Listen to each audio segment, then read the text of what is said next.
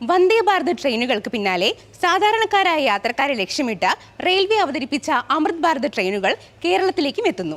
കേരളത്തിന് ലഭിച്ചിരിക്കുന്നത് പ്രധാനപ്പെട്ട 3 റൂട്ടുകളാണ്. ഒന്നാമത്തേത് തിരുവനന്തപുരം ചെന്നൈ താമ്പരം റൂട്ടാണ്. നാഗർകോവിൽ വഴി പോകുന്ന ഈ സർവീസ് ചെന്നൈയിലേക്കുള്ള യാത്രക്കാർക്ക് വലിയ ഉപകാരമാകും. ചെർലാപ്പള്ളി തിരുവനന്തപുരം റൂട്ടാണ് രണ്ടാമത്തേത്. IT മേഖലയിലുള്ളവർക്ക് തീർത്ഥാടകർക്കും ഒരുപോലെ പ്രയോജനപ്പെടുത്തുന്ന സർവീസാണിത്. നാഗർകോവിൽ മംഗളൂരു റൂട്ടാണ് മൂന്നാമത്തേത്. കേരളത്തിന്റെ തെക്കേയറ്റം മുതൽ വടക്കേയറ്റം വരെ ബന്ധിപ്പിക്കുന്ന പ്രധാന റൂട്ടാണിത്. പൂർണ്ണമായും നോൺ AC ട്രെയിനുകളാണ് ഇവ. സ്ലീപ്പർ, ജനറൽ എന്നിങ്ങനെ 2 ക്ലാസുകളാണ് ഉള്ളത്. 1740 പേർക്ക് ഒരേ സമയം യാത്ര ചെയ്യാം. പുഷ്പുൾ സാങ്കേതിക വിദ്യ ഉപയോഗിക്കുന്നത് വഴി വേഗത കൂടുതലായിരിക്കും. വന്ദേ ഭാരതിന് സമാനമായ സുരക്ഷാ സംവിധാനങ്ങളും ആധുനികമായ ഇന്റീരിയറും ഇതിന്റെ പ്രത്യേകതയാണ്.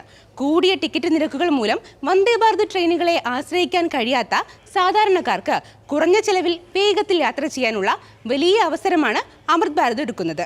ഈ മാസം 23-ന് പ്രധാനമന്ത്രി വീഡിയോ കോൺഫറൻസിംഗ് വഴി ഫ്ലാഗ് ഓഫ് ചെയ്യുന്നതോടെ കേരളത്തിലെ റെയിൽവേ യാത്രാ ക്ലേശത്തിന് വലിയൊരളവ് ആശ്വാസമാകും.